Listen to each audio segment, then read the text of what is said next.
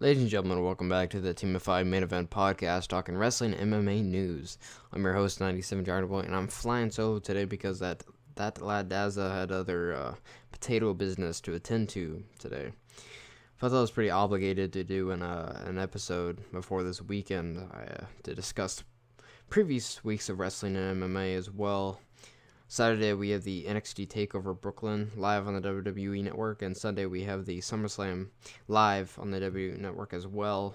Gonna go over the last week's G1 Climax tournament finale the week before that, talking AAA's Triplemania and how much of a disaster production that was. Just to get started, haven't been able to give TMFI's thoughts and apologies and condolence to the family of Roddy Piper, who passed away a couple weeks ago. Roddy Piper will be missed by many wrestling fans and sci-fi fans as well.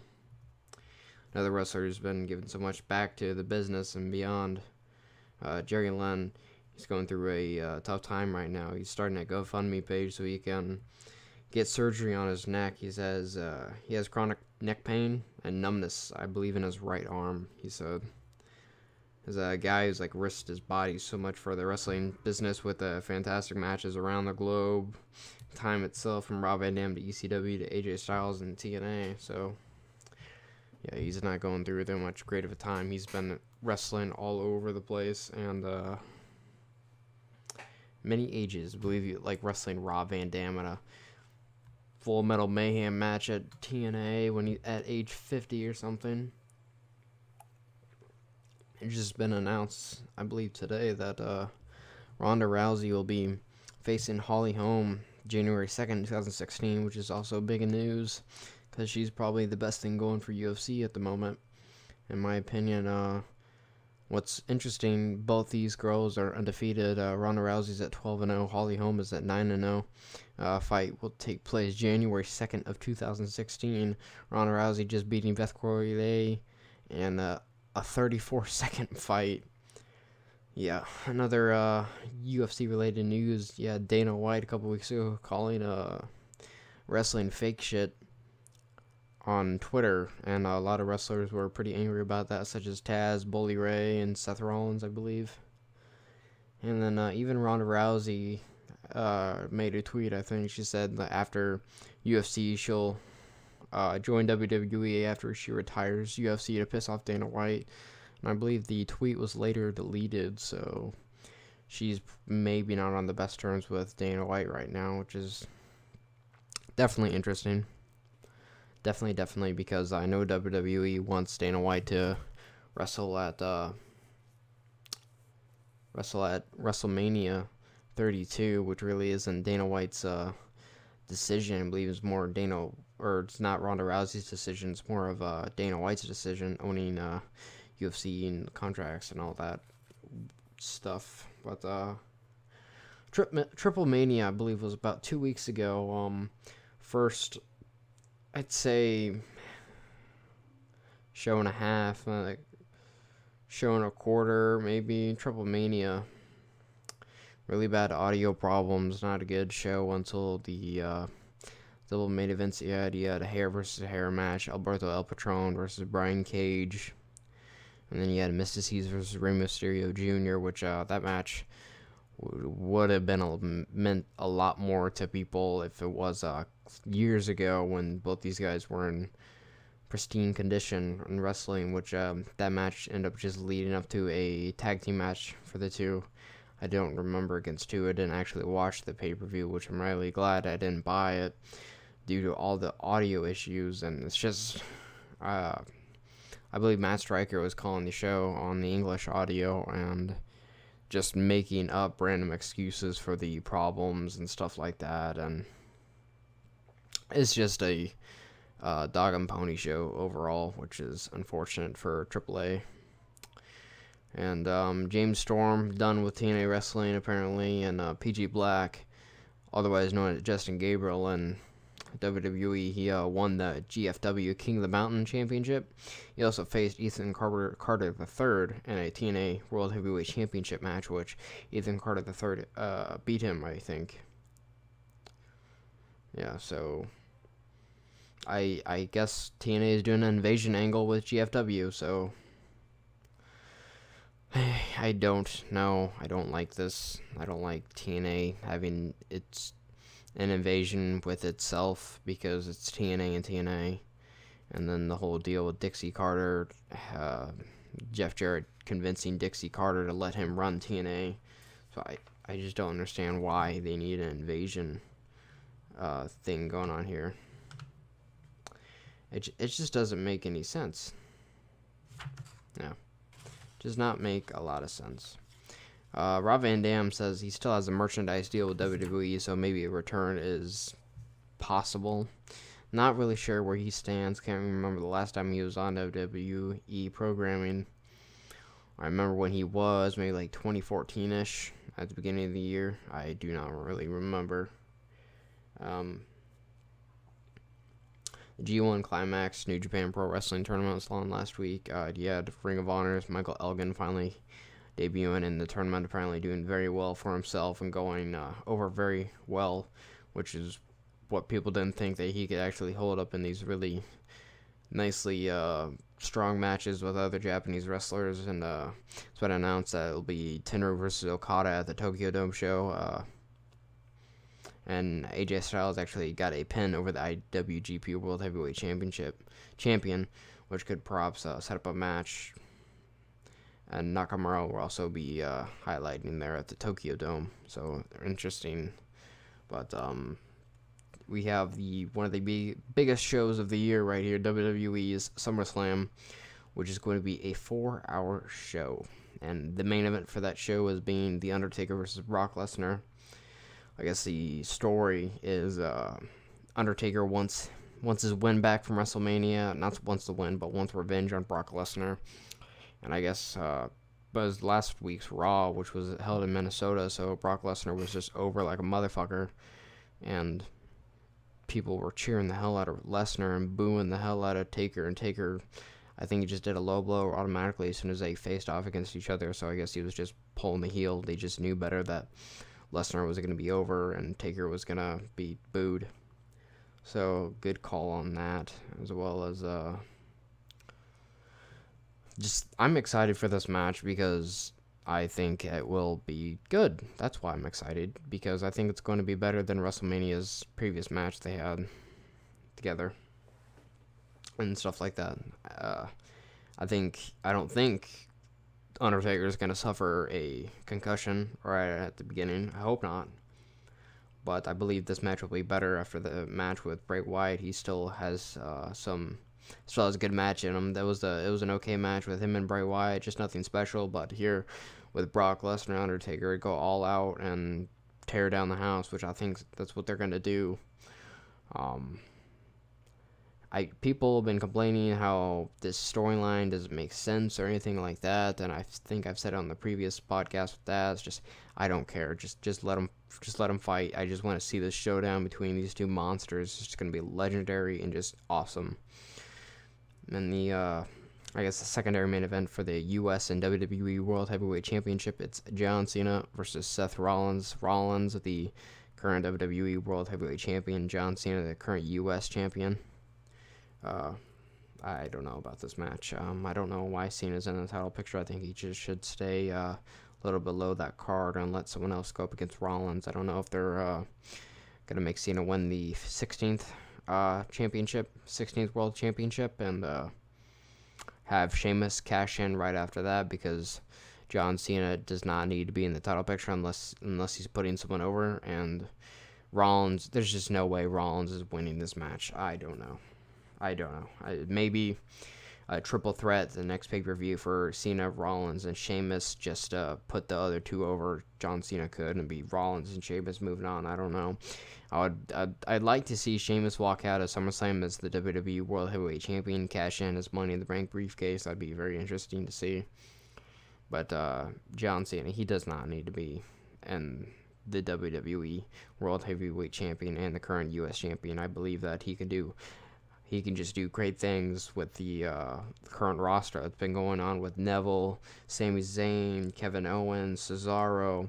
Just these U.S. Championship matches that he's been having with these guys has been awesome. He's been doing great 20-minute matches with Cesaro, and just I think he can do a lot more things, and why just stop right now? I don't understand why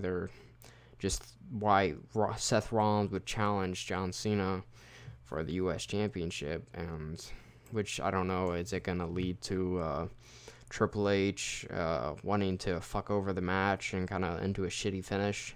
I think it's going to be what do you call it? Just a fuck finish. That's what I'm looking for here. I think it's going to be a fuck finish since it is not the main event. The main event will be Lesnar and Taker. I think they can do a fuck finish and be okay with that at SummerSlam World Championship match. But you have the Wyatt family versus Dean Ambrose and Roman Reigns. This match should be pretty fun, I think, unless it's pretty ordinary. They've had this match a couple times, I think, maybe like once or twice, definitely once. And they've added some people to the match, enhanced the match on Raw and SmackDown, but here it's just 2 versus 2. There's no stipulation. I don't think there is, but there definitely should be. It should totally be a street fight or something like that. Maybe next pay-per-view, but if they really wanted it, they could have started last month with this and then went on to a street fight or some kind of stipulation match, because that'd be more entertaining than just a regular tag team match. But then you have Kevin Owens versus Cesaro, and this should be a wonderful match. Should be a great match between the two. Kevin Owens, he's competing Sunday and Saturday, so awesome for him. He's doing a great job where he is. I definitely think that he surely deserves a win on pay-per-view. Hasn't had one since Elimination Chamber, I believe. For some reason, you have Randy Orton versus Sheamus. I'm sure Orton will go over since Sheamus has the case. I really have nothing else to say there. But then you have the Green Arrow, Steve Amell, facing Neville. Excuse me. Green Arrow, Stephen Amell, working with Neville to take on Stardust and the King of Cosmos, Wade Barrett. This should be an entertaining match. I think Neville and Stardust and Barrett could do something good, and just have Green Arrow there will be more entertaining. It's not a completely like goofball, wacky entertainment like comedy match, because way Neville moved into the ring and whatnot, it seemed like he could work, and he's been working his ass off, and even got injured while training. I can't remember what he was doing, but he apparently bit the hell out of his tongue when just kept working. He's doing a great job, I think. Then you have this sort of grudge match going on. You have Dolph Ziggler versus Rusev, which could accumulate to a next pay-per-view's mixed tag team match. For some reason, I don't really care about this feud storyline. Ziggler and Ronda don't work. Rusev and the ugly cunt, I can't remember her name right now, they don't work either. For some reason, I don't know, don't really care. The Bella's Revolution starting to roll out. It's starting to empty out of steam. Nothing left for pushing that. Not a lot of people are interested. People are chanting Lesnar over Sasha Banks' match with Nikki Bella or something like that. But it's Team Bella versus Team Bad versus Team PCB, which I don't really give a fuck what's like these really bad names. But definitely these tonight, the Divas surely have to improve themselves because of the SmackDown's fucked up match that happened a couple weeks ago. Had a really bad match, and Vince McMahon or Kevin Dunn were not pleased with it one bit. Just officials were very angry over it, but it's elimination. It's not every single person has to be pinned. If one person is pinned, the entire team is eliminated, so no particular person will get buried. I believe Alicia Fox could go be pinned. Tamina could be pinned. You could pin Charlotte. She'd still be fine, I think. But anyways, for the Intercontinental Championship match, you have Ryback versus Big Show versus Miz. Surely fucking Miz won't win. I'm pretty sure Big Show won't win, but hopefully Ryback can go over and he can be elevated a little bit more, because it barely feels like he's an Intercontinental Champion. It's hard to believe that the US and IC Championship are mid-card belts, and look at the other mid-card champion in the main event, and one of the main events, and then got right back in a triple threat against two geeks, pretty much. Then the final match for the show, you have the WWE Tag Team Championship match. You have Primetime Players versus Los Matadores versus Lucha Dragons versus the New Day. What I would like to see happen, maybe New Day go over, then face Primetime Players or Matadors and makes pay-per-view, then Lucha Dragons versus New Day, and have the Lucha Dragons eventually go over, which would be perfectly fine with me. Matadores don't need the belt. The Lucha Dragons, I'd like to see them in the Tag Team Championship because I like me some lucha. Then you have the NXT Takeover Brooklyn show. This show I'm excited for very much. Main event for the NXT Championship, you have Kevin Owens versus Finn Balor in a ladder match. These guys will tear down the house, and they will just make me so happy because they're gonna put on a great show. Just an awesome match. I know that for a fact. Hopefully Finn Balor will come out as a demon. I'm pretty sure that Finn Balor may go over Owens here, but he's not gonna pin him, so he won't be completely not literally buried, but I can't think of the term right now. So he won't be buried. He'll be perfectly fine. Credibility as a great heel wrestler will be perfectly fine. For the NXT Tag Team Championship, we got the Vaudevillains versus Blake and Murphy. Hopefully, Vaudevillains actually, they can reveal their plan for Alexa Bliss, because I'm sort of interested. This shit with her coming down to the ramp and just slapping the face is getting real fucking old. I'm tired of looking at Blake and Murphy's face and hearing their crappy dubstep, but Vaudevillains definitely just pushed Big Cass and Enzo Amore out of the way here, but they should have a pretty good match. Right here, Juicin Thunder Liger versus Tyler Breeze. This match should be very good. It's I think Liger is like 50 years old, and I'm pretty damn sure he'll be able to keep up with Tyler Breeze. They should put on a really good match. Samoa Joe versus Baron Corbin. Joe will hopefully beat this fucker. I'm tired of looking at goddamn Baron Corbin's belly. That guy really just needs to get a physique going, because I'm tired of looking at his fucking belly. He needs a haircut. Tired of looking at his shitty wet hair, his bad tattoos. He needs a physique, because this extra belly he's carrying around does not look good on TV. Just in my opinion, I'm tired of fucking looking at it. He needs to get on this Bull Dempsey diet he's got going on. Bull Dempsey versus Elias Sampson. Bull will go over after his workout. I don't know why. They just needed to interject him into this show somehow. I'm like, look, he's still relevant. Which was fine. I was very irritated by the first promo he had. Then he was saddened by it. Then he finally got into bull shape or whatever. Then you got Uhaa Nation debuting as Apollo Crews, the face Ty Dillinger. And you saw like 2 weeks ago on NXT, Ty Dillinger debuted with this stupid fucking 10 gimmick. Beat Solomon Crow for some reason. So fuck you, NXT, for making Ty Dillinger go over Solomon Crow. Sami Callihan definitely deserves more than that, you sons of bitches. Apollo Crews will go over. Hopefully he'll squash Dillinger. Eva Marie versus Carmella. I think they're working Eva Marie as the top heel, or she's trying to prove herself maybe. You gotta give it to her though. When she walks out, people boo the fuck out of her, and she just has to take it. She just sits there and lets them boo and boo and boo, and then she says hi, says her whatever her spiel, then leaves. You gotta give it to her. Like, it's not her fault she doesn't know how to train, but it is her fault. But she is trying, so you just gotta give it time. That's what she's doing. I think she's just giving it time, that she's probably will go over Carmella. Then you got big 8-man tag team match. You got Enzo Amore, Big Cass, Hype Bros, Zack Ryder, and Mojo Rawley versus Jason Jordan, Chad Gable, Dash Wilder, and Scott Dawson, I think his name is.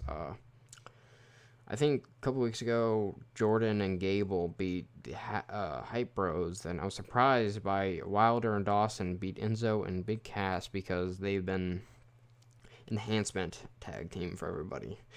They got like 3 guys as enhancement tag team. They got like the one French Stallion guy. They got the 2 wrestlers with their amateur gear on. The one black guy and his mohawk guy, and it's Wilder and Dawson. So I guess they're elevating Wilder and Dawson. And then you had last week on NXT, you had Enzo, Big Cass, Hype Bros facing Jesse Sorensen and 3 other geeks, and they got beat pretty quickly. But you got a 4-way match for Charlotte versus Becky Lynch versus Emma versus Dana Brooks. You'll see a lot of Charlotte and Becky working together against Emma and Dana Brooke. I don't know if they're going to break up or something like that, or hint towards it. But Charlotte and Becky Lynch will do great, and Emma and Dana Brooke will do whatever. I think they're pretty good, but I'm not sure. I didn't see this. I looked up the card, and this wasn't on there, but I thought it was. For the NXT Women's Championship, you got Bayley versus Sasha Banks. I don't know if they're actually doing this match, but if they are, this match should be pretty damn good. Bayley is doing pretty good, I think, in NXT so far. But I wanted to talk about something. Why WWE hasn't pulled the trigger on Samoa Joe just yet is I feel like they're just testing the water. It feels like they're having him just kind of like run the treadmill before. Not literally speaking, like figuratively, they're having him run the treadmill just until something better comes along. He's like 30, almost 40. I think he should have been pushed up to the main roster because he can definitely handle himself. Besides the deal with Tyson Kidd, I know that for a fact it's not holding him down, is that. Because they would have changed his finisher, I think, in my opinion. But